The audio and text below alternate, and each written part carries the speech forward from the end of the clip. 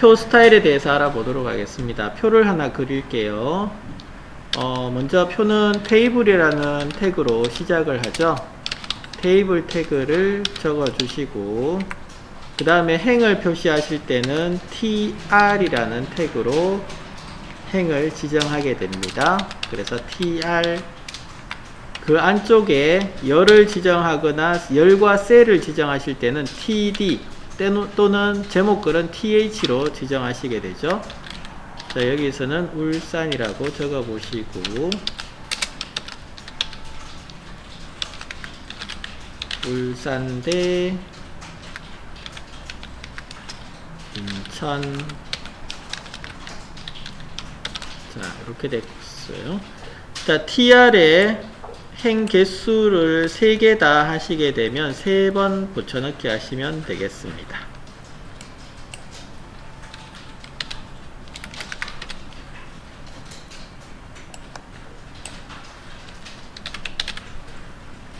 안에 내용은 원하시는 대로 바꿔주시면 되고,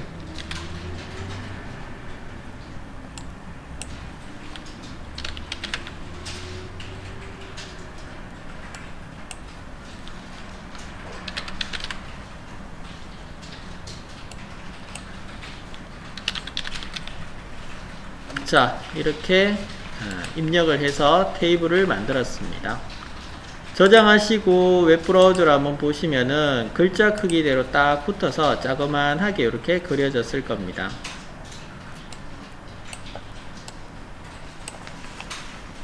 자, 이게 표인지 뭔지 알 수가 없어요. 그래서 여기에다가 이제 테두리도 주고 크기도 주고 뭐 이렇게 여러가지 설정을 해 볼 겁니다.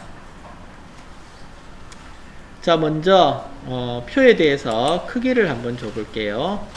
어차피 여기에 뭐 클래스나 이런 게 지정이 되어 있으면 그 클래스 이름을 주시면 되는데, 한번 줘 볼까요? 테이블에 대해서 클래스라는 이름을 하나 줘 볼게요. 테이블 1이라고 줘 보겠습니다. 그러면 스타일에서도 클래스 지정을 하기 위해서 점 찍으시고 테이블 1이라는 이름으로 하나 이름을 지정해 주신 다음에 미스 가로폭은 300픽셀, 세로 높이도 300픽셀 주도록 하겠습니다.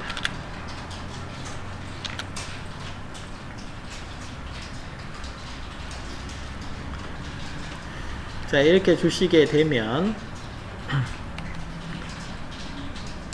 내용이 이렇게 벌어졌죠.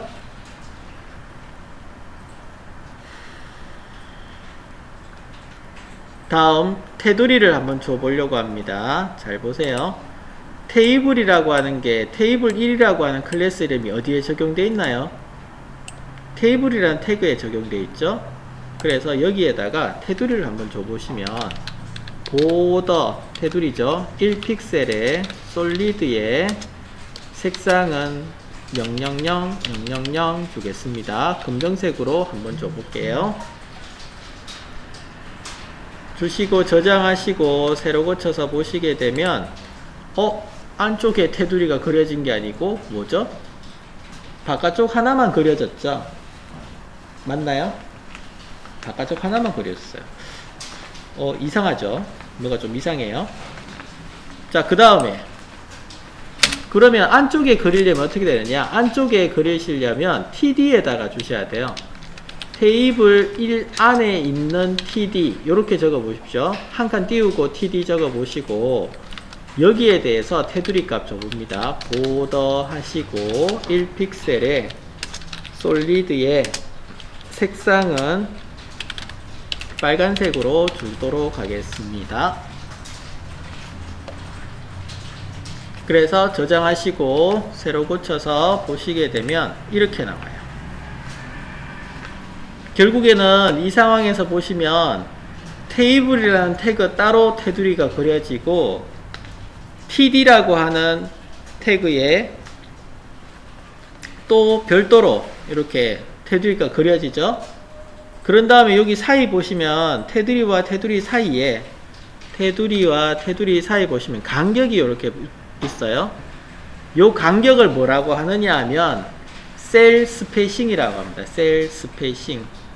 셀 간격이라고 해요. 셀과 셀 사이의 간격. 셀과 셀 사이의 간격이 항상 이렇게 존재를 해요. 셀 스페이싱이라고 합니다.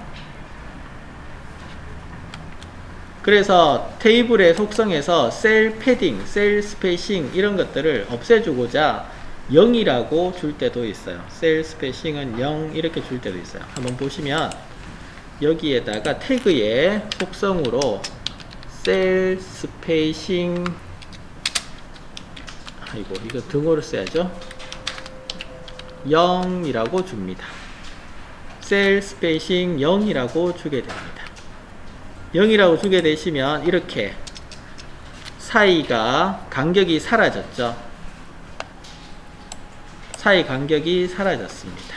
그 셀과 셀 사이 간격이 없어져 버렸어요. 없어진 것까진 좋았는데 또 문제가 있죠. 무슨 문제가 있냐면 선이 너무 굵어요. 왜? 바깥쪽 테두리 보세요. 검정색하고 빨간색이 섞여져 있죠. 이 말은 곧 뭐냐 하면 선이 겹쳐지지 않고 따로따로 존재를 해요. 1픽셀 1픽셀 존재하다 보니까 선 굵기가 2픽셀이 된 거예요.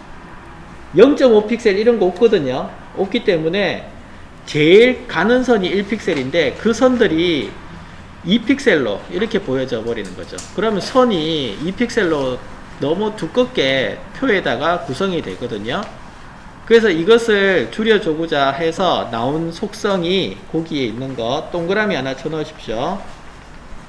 보더 클럽스드 해가지고 겹치기 항목에서 테두리를 겹칠 것이냐 안 겹칠 것이냐 하는 것을 지정하는 거 358쪽에 있습니다. 속성값. 그 속성값을 이용하셔 가지고 두 줄로 표시되는데 그 두 줄로 표시된 것을 겹치겠다 하는 속성을 하나 줍니다.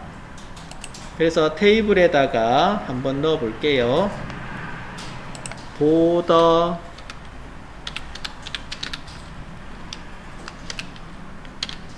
클랍스 하셔가지고 속성값은 역시 클랍스 합치겠다, 겹치겠다 이렇게 주게 됩니다. 주시고 저장하시고 한번 확인해 보시면, 자 여기서 새로 고침해서 보시겠습니다. 보시면은 이렇게 바뀌었죠. 한 개로만 나오죠. 아까 검정이 있었는데 검정이 사라졌어요. 네. 셀이 우선적으로, 나중에 그린 셀이 우선적으로 위에 겹쳐져 보였습니다. 그래서 좀 전에 있던 테두리보다는 훨씬 더 가늘게, 당연하죠. 뭐 1픽셀로만 보여지니까 2픽셀로 보여지던 것이 절반 줄여서 1픽셀로 보여지게 됩니다. 그래서 표 속성에는 테두리를 그리실 때는 항상 요 나오는 보더 클랍스 칸은 요 속성을 꼭 적어 주시는 것이 좋아요. 그래야지만 표가 깨끗하게 나옵니다. 지금과 같이. 속성 알아두시고요. 셀 스페이싱이 셀과 셀 사이 간격을 조정했다면 0이라고 적었을 때는 간격을 없애주라 했고, 그 다음에 위에 보더 클랍스 해가지고 그걸 간격이 없을 때 겹쳐지도록 만들었지만, 다시금 속성에서 이 셀 스페이싱을 대신할 수 있는 것이 보더 스페이싱이라고 하는 부분이 있어서, 자 한번 적어 볼게요. 얘를 적지 않고 스타일에서 내가 이것을 지정하겠다 하시면은 보더 스페이싱이라고 주시고 0이라고 주시게 되면 동일한 결과값을 가지게 되고요. 나는 간격을 좀 주고 싶은데요, 사이사이를 좀 벌리고 싶은데요 하시면은, 그때서는 여기에다가 수치값을 넣어주는 거예요. 여기다가 수치값을 예를 들어서 뭐 10픽셀 정도 이렇게 넣어주는 거죠. 넣어주시고 이렇게 보시게 되면 벌어지지 않는데요. 왜? 클랍스 적혀 있기 때문에 그래요. 겹쳐지도록 선언해 주시면 안 되고요. 세퍼레이터 해가지고 분리를 하세요. 이렇게 세퍼레이터를 섞어 가지고 분리를 하시게 되면 셀과 셀 사이에 테두리를 분리하시게 되면은 드디어 이렇게 벌어져서 사이 간격이 생긴답니다. 되겠어요? 그래서 이 두 개는 같이 움직입니다. 보더 스페이싱과 보더 클laps는 같이 움직여서 보더 스페이싱이 0일 때는 합쳐버리고 분리됐을 때는 사이 간격을 주실 수 있고, 그런데 세퍼레이터는 잘 안 적죠. 기본값이 그거기 때문에 안 적으면, 클lap스 안 적으면 세퍼레이터예요. 분리된 거예요. 그리고 여기에서 10픽셀 하나만 적었는데 하나만 적으시면 가로와 세로의 분리된 간격이 동일하다는 뜻이고요. 한 칸 띄우시고 30픽셀 이런 식으로 두 개를 적었습니다. 두 개를 적으시게 되면 처음에 게 가로값, 두 번째 게 세로값입니다. 세로 영역에 있어서 지금 가로 세로가 동일한 간격으로 벌어져 있는데 세로 영역에 있어서 30픽셀만큼 벌리겠다는 뜻이에요. 그래서 두 개 적게 되면 이렇게 됩니다. 벌리는 건 잘 안 적겠죠, 그죠? 벌려가지고 좋은 이미지를 못 보니까 잘 안 적겠죠. 근데 간혹 가다가 테두리를 이렇게 안 줘요. 테두리를 이렇게 주지 마시고 어떻게 주느냐 하면 보더라고 해서 이렇게 하나만 줘서 네 방향 다 줬는데, 그렇게 하지 않고 왼쪽과 아래쪽만 줘볼까요? 왼쪽과 아래쪽만 줘볼까요?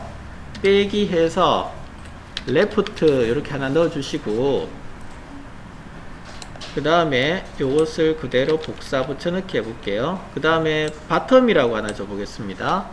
BOTTOM 바텀이라고 줬어요. 그럼 이렇게 따로따로 넣어주시게 되면, 보더 레프트와 보더 바텀 따로 넣어주시게 되면 얘들이 선이 두 개 생깁니다. 자, 여기 양쪽에 되어 있던 것이 선이 이렇게 두 개만 생겨요. 물론 이것이 밑에도 마찬가지, 이게 테이블에 들어가 있죠. 예, TD에도 마찬가지입니다. TD에도 동일하게 주실 수 있어요. 빼기 레프트, 그 다음에 요거 그대로 복사하셔가지고 한 번 더 적어 넣어 주시고 레프트 대신에 바텀이라고 줘보시면, 테두리는 그냥 갈까요? 테두리는 그냥 놔두시고, 테두리는 뭐 사각형으로 두죠.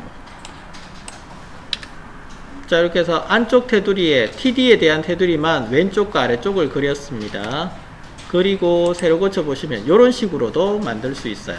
이럴 때 이제 사이 간격을 주는 거죠. 이럴 때 그 세퍼레이터를 써가지고, 세퍼레이터 쓰시고 보더 스페이싱을 써가지고 사이 간격을 떨어뜨릴 수가 있죠. 이럴 때 좀 유용하고, 그렇지 않은 경우에는 거의 쓸 일이 없어요.